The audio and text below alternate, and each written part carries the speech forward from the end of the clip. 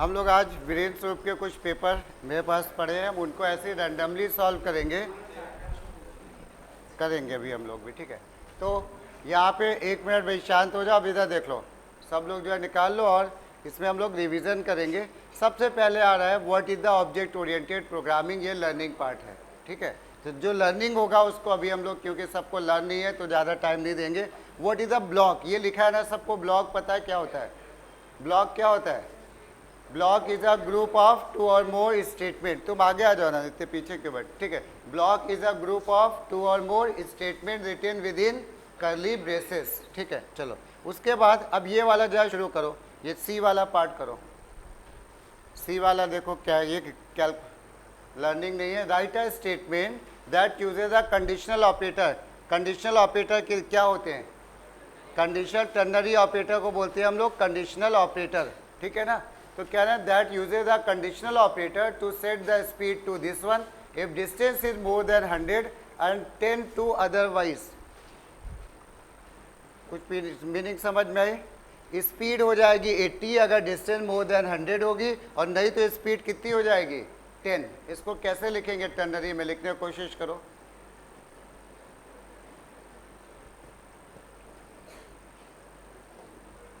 Ternary operator में हमने बताया था, ठीक है ना। टर्नरी ऑपरेटर हमारा ये होता है क्वेश्चन मार्क और कॉलन। अगर यहाँ पे ये कंडीशन ट्रू होगी तो ये चल जाएगा, और अगर ये फॉल्स होगी तो फिर ये चल जाएगा। ऐसे याद आया किसी को? टर्नरी, ठीक है। तो अब आ जाओ हम इसको लिख के दिखाते हैं। कंडीशन किस वेरिएबल पे है? स्पीड पे कि डिस्टेंस पे? देखो स्पीड पे। सेट स्पीड इफ, नहीं भाई कंडीशन डिस्टेंस पे है, डिस्टेंस इज मोर देन 100 तो स्पीड इतनी हो जाएगी, नहीं तो स्पीड इतनी हो जाएगी ना। तो अब हम यहाँ पे इसको कैसे लिखेंगे? डिस्टेंस, दो तरीके हैं इसके लिखने के। डिस्टेंस अगर ग्रेटर देन कितनी हो गई? 100, तो क्या करोगे? क्वेश्चन मार्क, स्पीड कितनी हो जाएगी?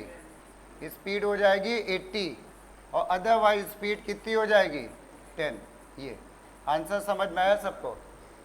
ठीक है ये। और अब यहाँ पे इस चीज़ को हम एक तरीके से और भी लिख सकते हैं, हमने पहले भी बताया क्या, ऐसे स्पीड को शुरू में लिख दिया, speed equal to distance, distance greater than 100 question mark 80 और कॉलन 10, ऐसे भी लिख सकते हो, दोनों सही है। पॉइंट समझ में आया? ठीक है, तो ये हो जाएगा ऐसे।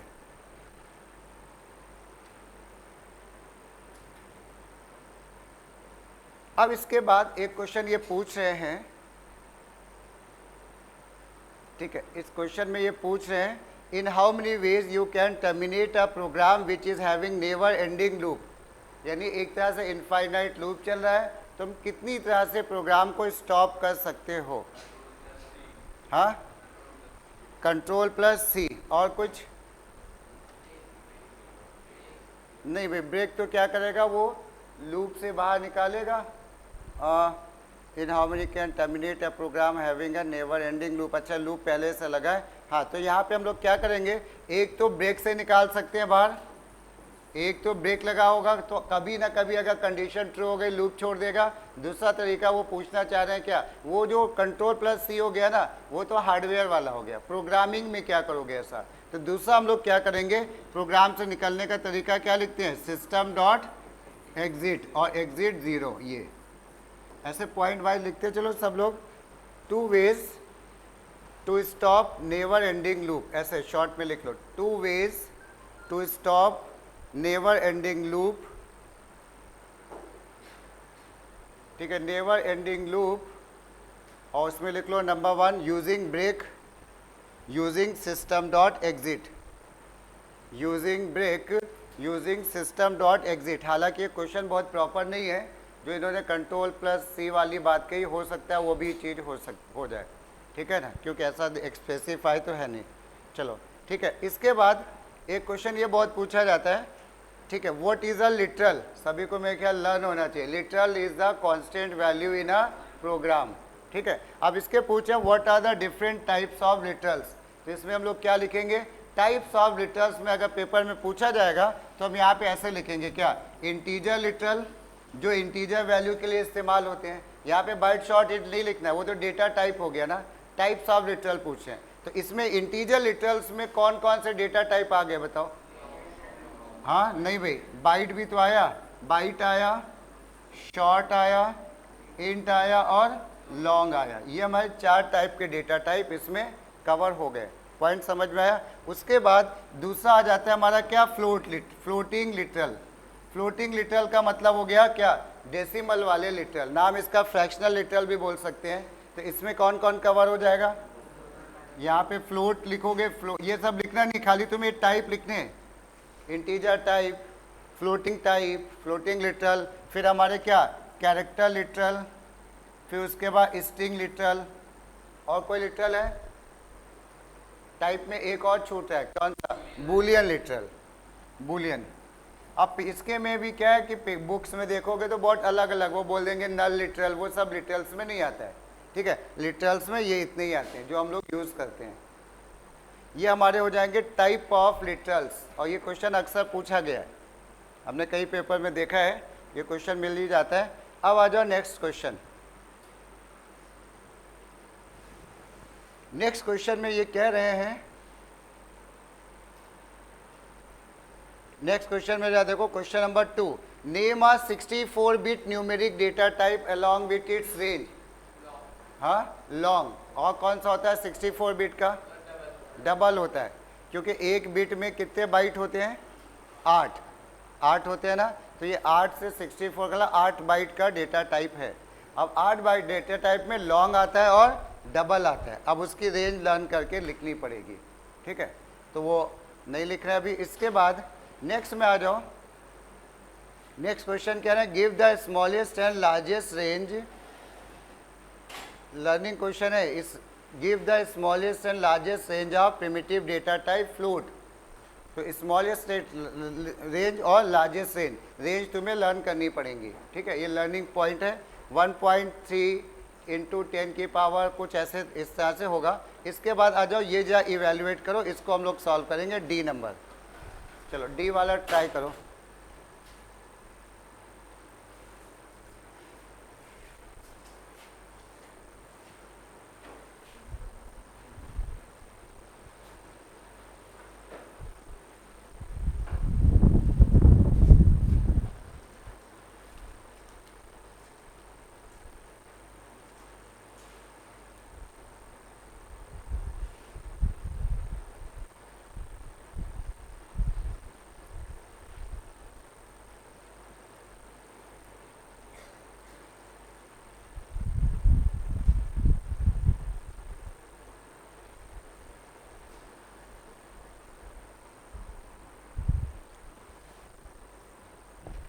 डी वाले में ये एक्स वाई जेड की वैल्यूज़ हैं, और इसके बाद ये लिखा हुआ है, इसको हम लिख देते हैं, कुछ शायद चीज़ें नहीं क्लियर हैं।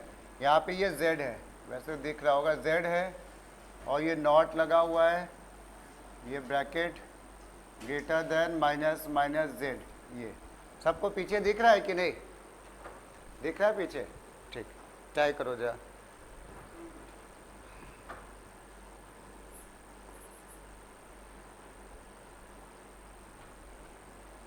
हम सीधे वैल्यूज लिख देते हैं, ठीक है।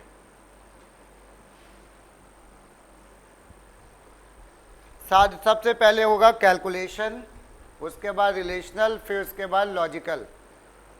Calculation greater than less than वाला, और फिर उसके बाद लॉजिकल एंड और वाला, और ब्रैकेट्स तो सबसे पहले सॉल्व होंगे ही होंगे। ये वाले क्वेश्चन की बात की हमने करने को,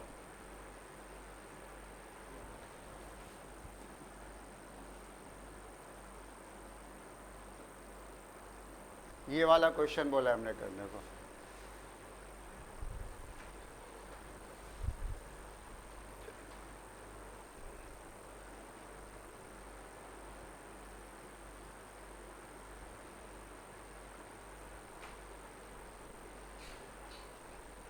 हो गया, क्या आंसर आ रहा है?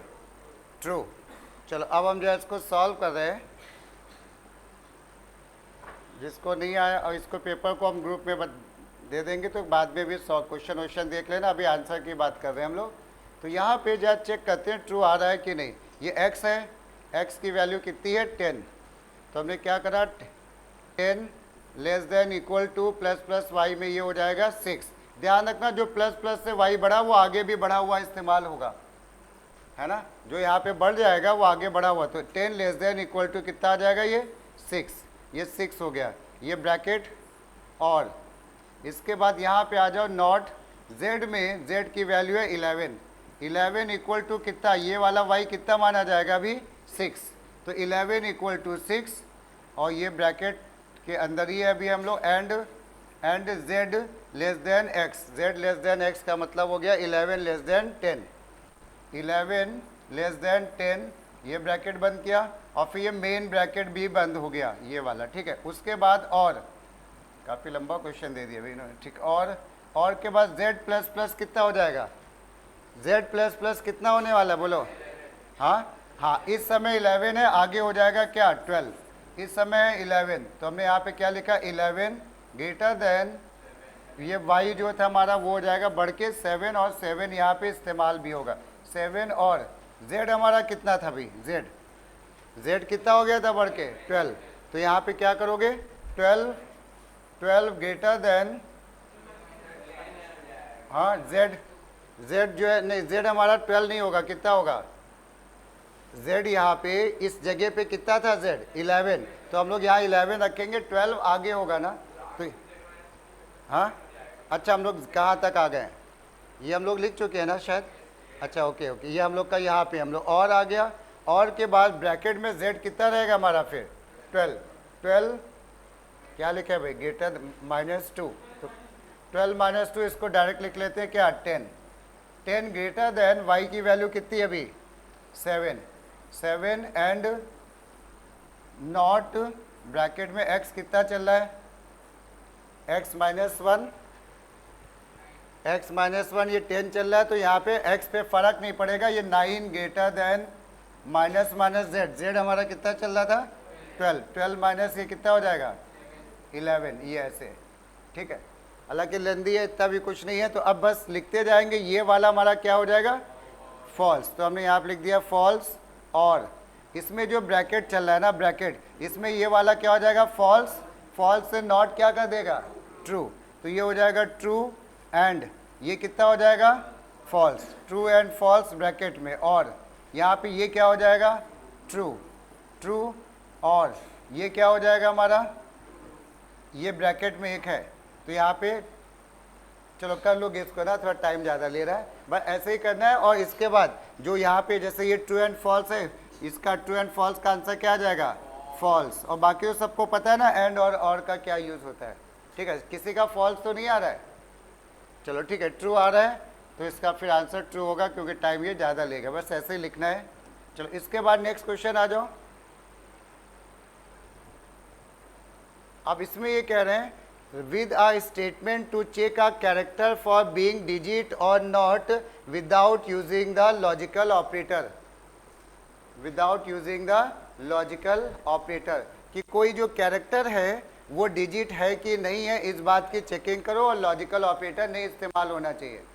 हाँ एक तो हो गया कैरेक्टर डॉट फंक्शन, बिल्कुल सही, एक बार हम लिख के दिखाते हैं, फंक्शन ये होगा character dot is digit, D capital बनेगा भाई डिजिट, और यहाँ पे वो कैरेक्टर लिख देंगे, या मतलब CH अभी फिलहाल के लिए लिख देंगे, लेकिन हो सकता है वो ये नहीं पूछ रहा हूँ, क्योंकि हो सकता जब तक स्ट्रिंग शायद पढ़ाई नहीं होगी तो वो ये पूछ रहे होंगे इफ एल्स से बताओ, बट लॉजिकल ऑपरेटर नहीं इस्तेमाल करना है, मतलब हम ये मान के चल रहे हैं, ये तो ठीक है ही, खैर आंसर समझ में आ रहा है ना।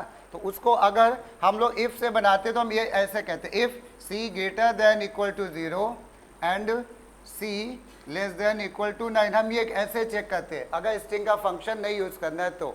बट यहाँ पे हमारे पास कौन सा ऑपरेटर आ गया बीच में, लॉजिकल, एंड हमारा लॉजिकल है ना, तो वो इसी को शायद करें कि लॉजिकल ऑपरेटर नहीं यूज करना है, तो क्या करेंगे फिर, तो फिर हम लोग इतनी सी बात है, हम इसको ब्रेक करके लिखेंगे, नेस्टेड बना देंगे, ऐसे क्वेश्चन आ जाते हैं, बोर्ड में नहीं आते हैं स्कूलों में, तो अब हम इसको कैसे लिखेंगे without using the and, if क्या, if c greater than equal to क्या 0, तो अब हम यहाँ पे ये नेस्टेड लगा देंगे, अगर c ग्रेटर देन 0 है, 0 वाली बात तो चेकिंग हो गई, अब अंदर जाके कौन सी बात चेक करेंगे 9, तो यहाँ पे हम क्या करेंगे नेस्टेड इफ क्या c less than equal to कितना 9, तो हम लोग यहाँ पे मैसेज क्या दे देंगे, इट इज़ अ कैरेक्टर, और इट इज़ अ कैरेक्टर। लेकिन अगर ये कंडीशन फॉल्स है, मान लो ये वाली फॉल्स है, तब क्या करोगे, इसका यहाँ पे एल्स में क्या करोगे, एल्स प्रिंट कर दोगे नॉट अ कैरेक्टर। लेकिन हो सकता है कि ये वाली कंडीशन पहली वाली ही फॉल्स हो जाए, मे भी हो सकता है। तो क्या करें उसके लिए, हम उसके लिए उसका भी एक एल्स बना दें, यहाँ पे क्या लिख दें, SOPLN not a character. Point समझ में आया, कोई डाउट किसी को, एक हाँ क्या चीज़, टर्नरी से थोड़ा लिखने में कॉम्प्लिकेटेड हो जाएगा, बना सकते हैं। जा एक क्वेश्चन लिखो तुम लोग इसी टाइप का लिखो जा, हाँ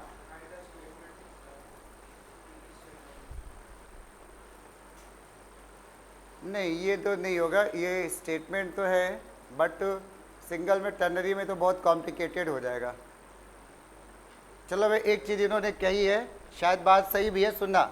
यहाँ पे ये कह रहे हैं कि राइट अ स्टेटमेंट बोला है, तो शायद एक ही स्टेटमेंट होगा। एक ही स्टेटमेंट का मतलब क्या यूज़ करोगे तुम, टर्नरी ऑपरेटर, है ना। तो टर्नरी ऑपरेटर में तुम्हें तो यहाँ पे इसमें कैलकुलेशन नहीं करना, प्रिंट करना है ना। तो जब प्रिंटिंग होती है तो हमेशा SOPLN के अंदर टर्नरी ऑपरेटर लिखते हैं। तो इसको अगर हम लोग टर्नरी ऑपरेटर से लिखेंगे तो क्या करेंगे, SOPLN क्या बताओ, पहले तो ये कंडीशन लगेगी C greater than equal to क्या, ये सिंगल कोट्स, और उसके बाद अगर ये ट्रू होगा, ध्यान से सुनना, अगर ये ट्रू होगा, ये ट्रू होगा तो फिर तुम्हें ये इफ एल्स लिखना पड़ेगा ना। तो फिर से एक और टर्नरी ऑपरेटर आ जाएगा। अब क्या लिखेंगे बताओ, C greater than equal to क्या 9। तो क्या करोगे यहाँ पे, अगर ऐसा है क्वेश्चन मार्क, डबल कोट्स में प्रिंट कर दोगे क्या, कैरेक्टर, डबल कोट्स में कैरेक्टर। हाँ क्या हुआ, अच्छा उल्टा लगा दिया हमने, ठीक है। C less than equal to 9, point समझ में आ रहा है ना तरीका। और अगर ये कंडीशन फॉल्स हुई, ये वाली ग्रेटर देन 9 वाली, लेस देन 9 वाली फॉल्स हुई, तो क्या प्रिंट होगा, नॉट अ कैरेक्टर। तो हम यहाँ पे क्या करेंगे, क्वेश्चन मार्क में लिख देंगे नॉट या नॉट अ कैरेक्टर। अब ये हम लोगों ने ये बंद कर दिया, ये हमारा पहला ये अंदर का इफ हो गया ना, ये हाँ कैरेक्टर के बाद कॉलन, अच्छा ठीक। ये अब इसमें हम लोगों ने ये तो लिख दिया, अब क्या करेंगे बताओ, इसका वाला भी तो एक एल्स होगा ना, इसका वाला, वो कैसे लिखेंगे, समझ में आ रहा है ना सबको। ये इसके तो यहाँ पे हम लोग लिख देंगे कॉलन, और कॉलन में क्या लिख देंगे, नॉट, ठीक है, नॉट अ कैरेक्टर। ये ऐसे भी लिख सकते हैं, सही है, क्योंकि इसमें लिखा था राइट अ स्टेटमेंट।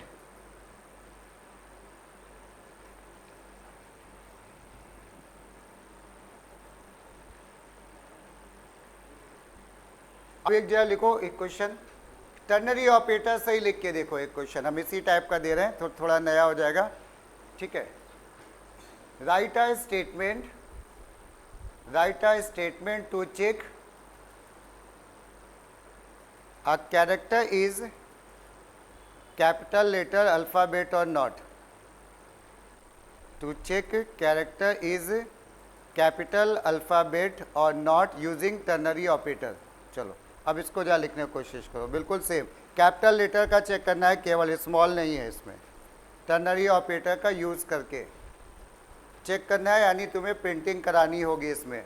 SOPLN के अंदर लिखा जाएगा टर्नरी ऑपरेटर।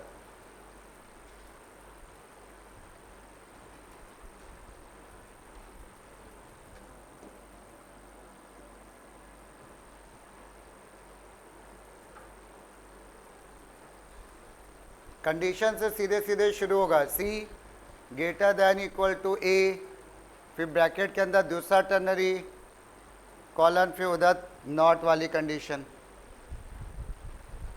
कुछ लोग को शायद प्रॉब्लम आ रही है तो हम यहाँ पे हिंट दे रहे हैं, SOPLN में क्या, C greater than equal to क्या A, ये अगर ये ट्रू हुआ, अगर ये ट्रू हुआ तो इसके बाद इसमें हम लोग जाके यहाँ पे चेक करेंगे, किसके बाद के लिए, ए तो बड़े स्मॉल ए के लिए ना, तो क्या लिख देंगे यहाँ पे बोलो, C less than equal to क्या, स्मॉल z। अगर क्वेश्चन, अगर ये भी ट्रू है तो यहाँ पे आया और ये भी ट्रू हो गया, तो क्या बोला यहाँ पे, ये अल्फ़ाबेट, कुछ भी मैसेज दे देना, अल्फ़ाबेट डबल कोट्स, और अगर ये कंडीशन फॉल्स हुई ये वाली तो क्या करना है हम लोग को, नॉट। ठीक है, तो यहाँ पे कॉलन में दे दिया नॉट। ठीक है, नॉट, और फिर उसके बाद ये ब्रैकेट कर दिया बंद, नेस्टेड इफ वाला ब्रैकेट कर दिया बंद, और इसका भी एक कॉलन लगेगा ना, इसका कॉलन लगेगा, तो यहाँ पे इसका कॉलन लगेगा, तो वहाँ पे हम क्या कह देंगे, नॉट, ये नॉट, ऐसे। क्लियर हुआ? अभी मेरे ख्याल से काफ़ी कुछ आ गया होगा ना टर्नरी ऑपरेटर। चलो, अच्छा क्वेश्चन था। इसके बाद नहीं तो इफ से लिखना चाहेंगे तो इफ से भी हम लोग को आ ही गया समझ में। इसके बाद अगला क्वेश्चन,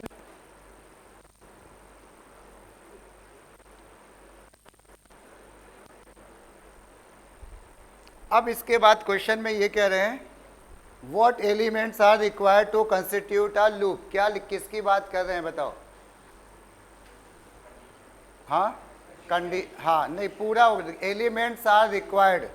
हमें किसी भी लूप को लिखना है तो बेसिकली हमको 3 चीज़ों की ज़रूरत पड़ती है ना।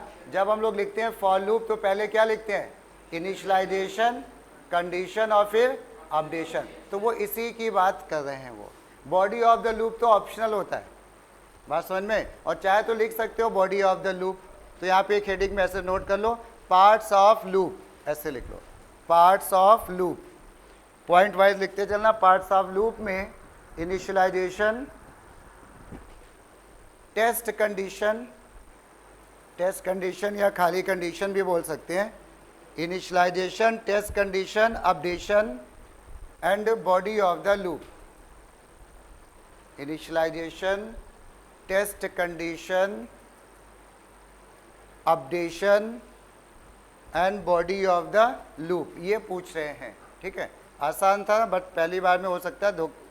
यहाँ पे define the conditional jumping statement in Java with proper example. Conditional jumping unconditional, अच्छा ये अनकंडीशनल का मतलब क्या हो गया? ये भी कंडीशनल अनकंडीशनल जैसा तो कुछ होता है नहीं। जंपिंग स्टेटमेंट 3 होते हैं, कौन कौन से? ब्रेक, कंटिन्यू और रिटर्न। हम इसको थोड़ा सा देख के बताएंगे, शायद किसी को उसमें से ये हमें ऐसा लग रहा है। एक होता है क्या, किसी ने शायद ब्रेन सूप में ही पढ़ाते हैं क्या, लेबल, गो टू लेबल पढ़ाया कभी क्या? नहीं, ये एक्चुअली पहले का पेपर है तब शायद रहा होगा, तो हम इसको एक बार चेक करके बता पाएंगे। ठीक है, तो इसको अभी हम लोग छोड़ देते हैं। बाकी अभी वही है हम लोग को कंडीशनल क्या क्या होते हैं। इसके बाद आ जाओ differentiate between source code, machine code and byte code. ये हमें लर्न करके लिखना पड़ेगा।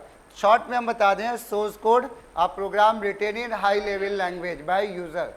हमने कोई प्रोग्राम टाइप किया, वो क्या है हमारा सोर्स कोड। ठीक है, इसको थोड़ा सा हम और एक्सप्लेन भी कर रहे हैं तो इजी लगेगा। जैसे कि हम लोग सबसे पहले प्रोग्राम जो टाइप करते हैं तो इसको हम लोग बोलते हैं, ये होता है किस लैंग्वेज में, हाई लेवल लैंग्वेज यानी सिंपल इंग्लिश में।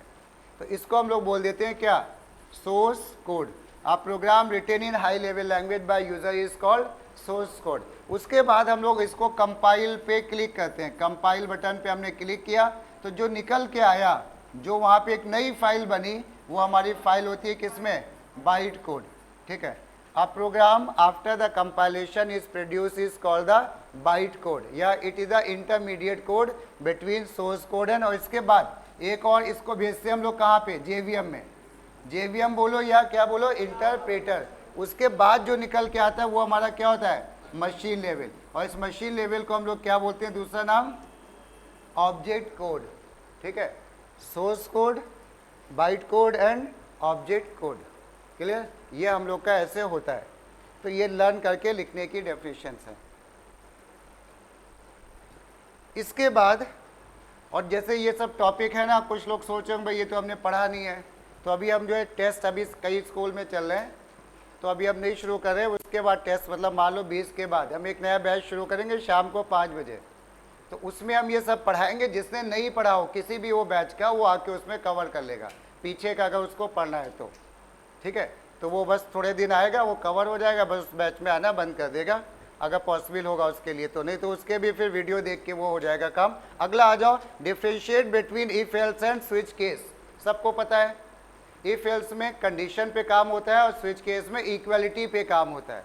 ठीक है, और ये हमारी 2 चॉइस देता है इफ एल्स, और स्विच केस मल्टीपल चॉइस देता है, याद आया। और इसमें सारे डेटा टाइप काम करते हैं किसमें, इफ एल्स में, चाहे स्ट्रिंग दे दो चाहे, लेकिन स्विच केस में हमारे इंटीजर और कैरेक्टर काम करते हैं। वो हमने लिखवाया कॉपी पे, लर्निंग है। इसके बाद आ जाओ, what will happen if we replace the break with continue in the switch case. हाँ, तो यहाँ पे क्या होगा, ये काम नहीं करेगा, ठीक है। Switch case it is not allowed to use in switch case continue, समझ में। और शायद हो सकता है ये एरर भी दिखा दे, इसको कोई लोग टाइप करके एक बार देखना कहीं पे, ठीक है, कि एरर दिखाता है कि नहीं। अदरवाइज तो हमें ये लिखना है, it will not work because continue is not allowed in switch case. What is the purpose of continue, it is use to transfer the control to the updation part, ऐसे ही तो होता है। और क्या स्विच केस में updation वाला कोई काम होता है क्या, नहीं, क्लियर। तो इसी को हम थोड़ा लैंग्वेज में लिखेंगे। What is the meant by Java is a typed language, ये क्या कहना चाह रहे हैं, टाइप्ड लैंग्वेज। हाँ, टाइप्ड लैंग्वेज, ये मतलब है इसका कि टाइप्ड लैंग्वेज का ये मतलब होगा शायद केस सेंसिटिव वाली बात कर रही है। जावा हम लोग की कैसी लैंग्वेज होती है, केस सेंसिटिव, उसी के बारे में लिखना होगा। बाकी देख लेना, थोड़ा डिटेल में मिल जाएगा, ठीक है। उसके बाद री right the code using the switch case, ये तो कर लोगे कि नहीं, ये बोलो भाई, ये कर लोगे। इसको हमें इफ एल्स को स्विच केस में लिखना है, तो हम इसमें एक लाइन दिखा दे रहे हैं, नोट वोट ना करो, ठीक है, ऐसे ही दिखा दे। कैसे स्टार्ट करेंगे कोई बता दो। स्विच लगेगा किस वेरिएबल पे, स्विच लगेगा कोड पे, और इसके बाद ब्रैकेट ओपन होंगे। पहला केस किस लेवल का होगा, ए। तो जब हम लोग यहाँ पे लिखेंगे केस, तो हम ए लिखेंगे कॉलन, ऐसे लिखेंगे, ध्यान रखना कॉलन लगाना जरूरी है, सिंगल कॉलन। और उसके बाद अगर ये ट्रू होगा तो ये प्रिंट हो रहा है, तो हमने SOPLN में प्रिंट कर दिया अकाउंटेंट, और यहीं पे क्या लगा दिया, ब्रेक। फिर इसके बाद केस 2 ये वाला। अब यहाँ पे क्या करोगे जब और लगा है, तो बताओ। हाँ, इसमें ए, हाँ अब सुनना, इस केस में क्या करोगे, ऐसे करोगे, केस यहाँ पे केस ये ट्रू हो, ये ट्रू हो तब भी ये काम वही होगा, ये ट्रू हो तो तब भी काम होगा। तो हम दो केस बना देंगे, फॉल थ्रो बोलते हैं इसको, केस सी कॉलन, केस जी कॉलन, और फिर यहाँ पे प्रिंट कर देंगे ये जो भी प्रिंट हुआ, समझ में। और बाकी ये तो इजी है। और ये क्या बन जाएगा, एम्प्लॉय वाला डिफ़ॉल्ट, ये हो जाएगा डिफ़ॉल्ट, ठीक है। चलो, ये सी आउट लिखा है ना, ये एक्चुअली कॉपी पेस्ट कुछ शायद हमें लग रहा किया है। सी आउट इस्तेमाल होता है C++ में, हम लोग यूज़ करते हैं फंक्शन कौन सा, SOPLN। C++ में सी आउट यूज़ होता है, ठीक है, तो उससे मत कंफ्यूज होना, ठीक। चलो, उसके बाद नेक्स्ट में आ जाते हैं। हाँ,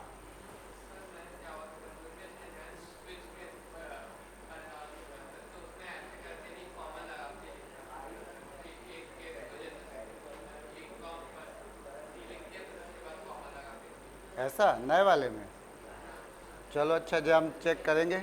इसके बाद आ जाओ जरा देखते हैं ये क्या, बातें बंद करो भाई, इधर देखो जल्दी से।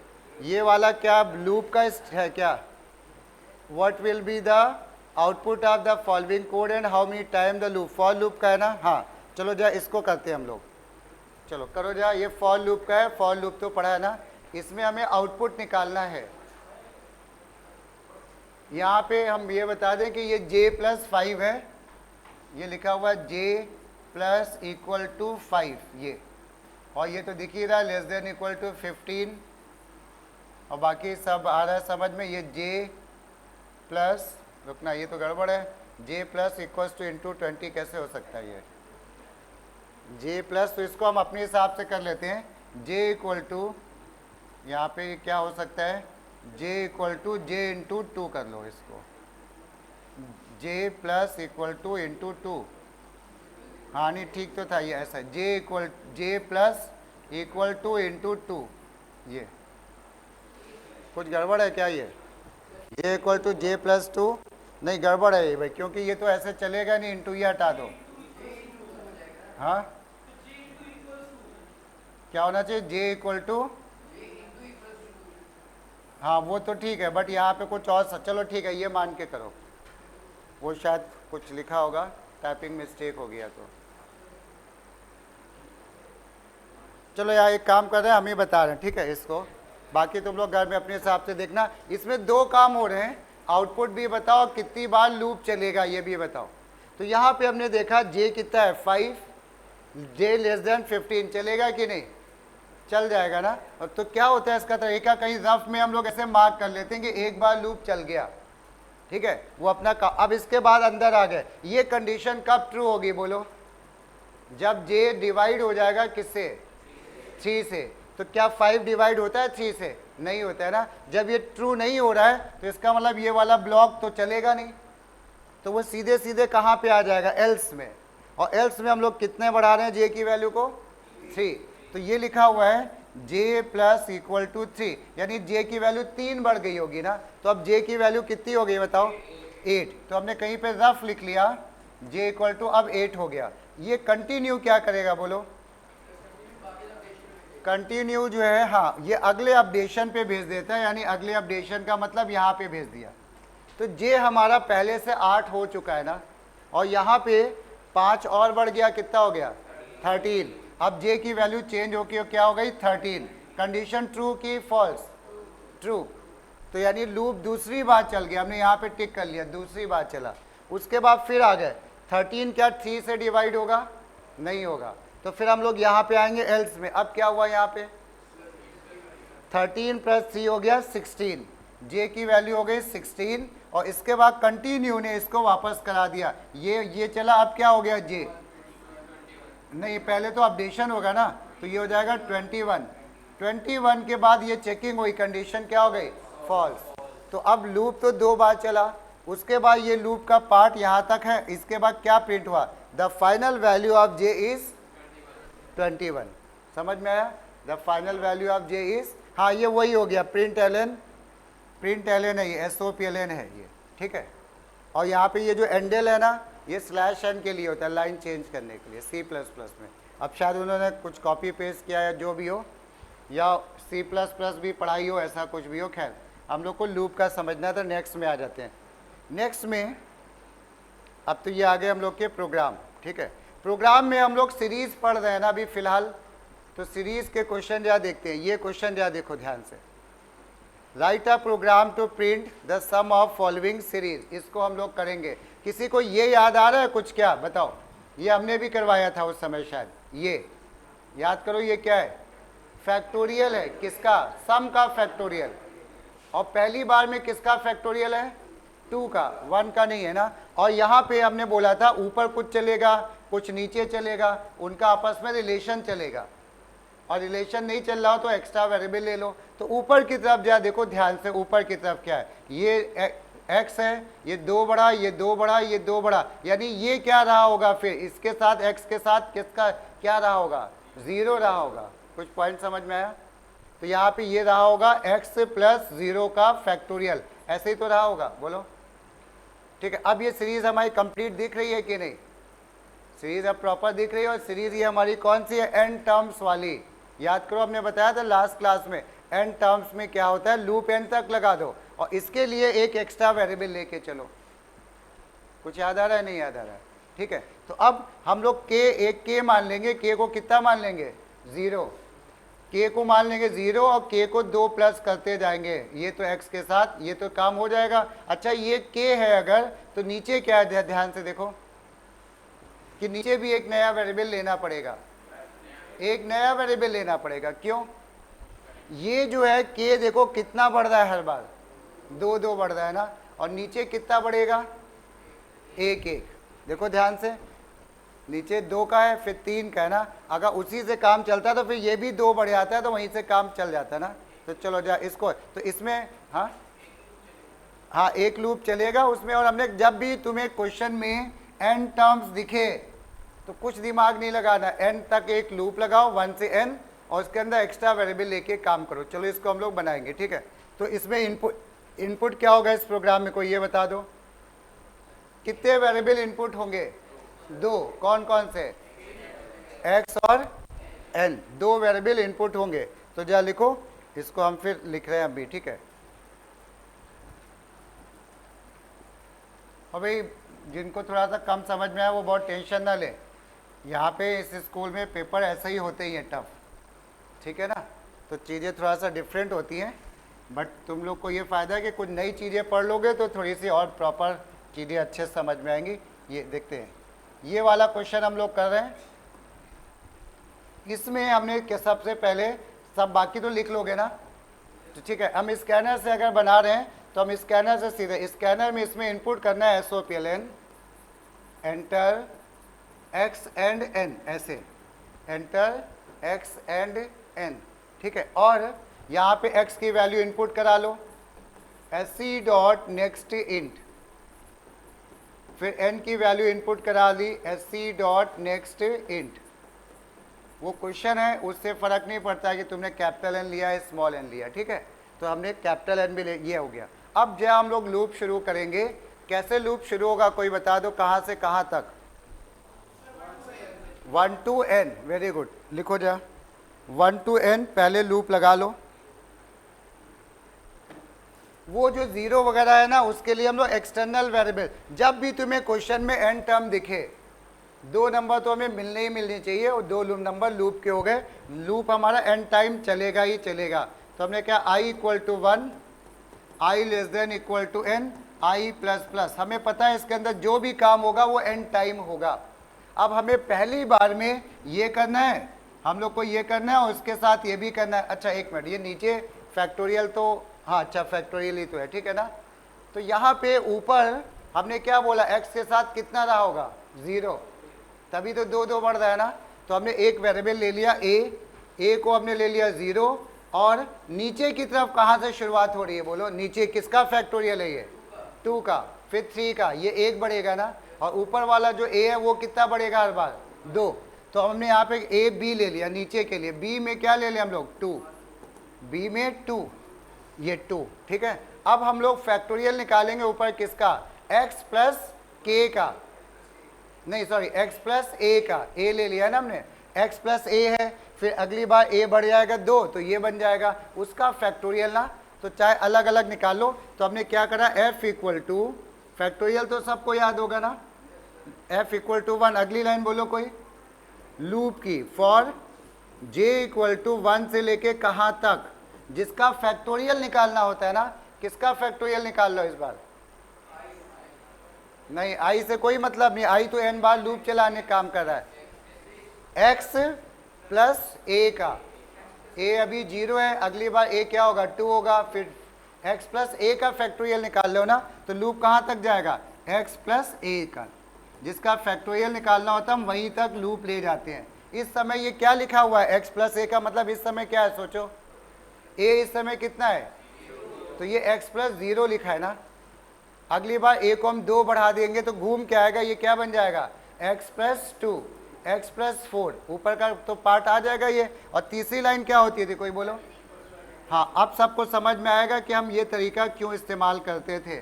बहुत से लोग कहते हैं सिंगल लूप से बनाओ ये वो, यहाँ पे अब वो देखो, और डिनोमिनेटर में किसका फैक्टोरियल है बोलो, 2 का, अगली बार 3 का, यानी हम 3 का मतलब किसका, b का, अगली बार b को कितना बढ़ा दोगे, 1, और a को कितना बढ़ाओगे, 2, क्योंकि वो x के साथ 2 2 बढ़ रहा है ना ऊपर।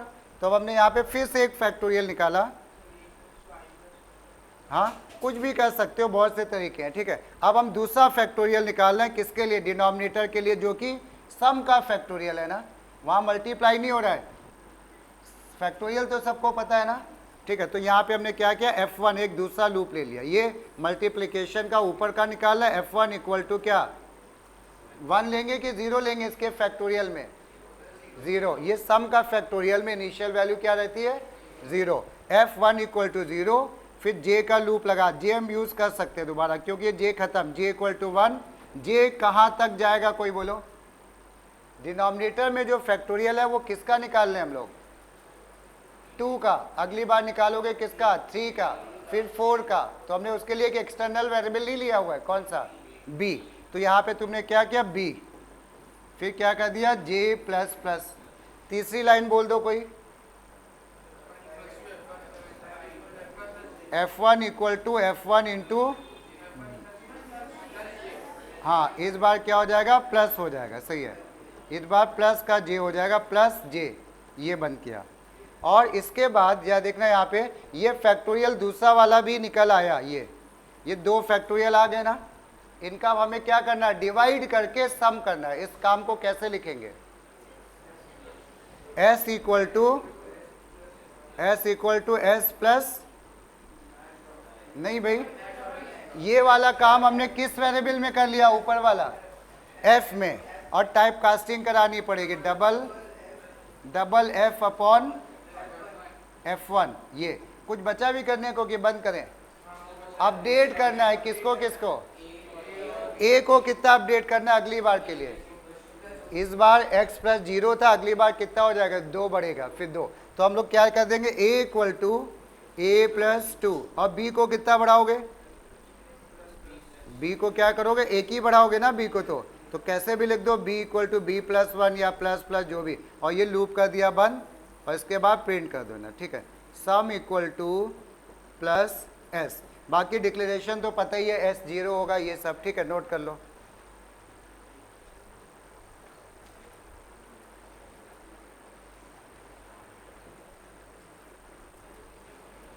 नोट कर लिया सबने, चलो बस इतना ही रख लो, अभी टाइम हो रहा है, ठीक है। नेक्स्ट टर्न पे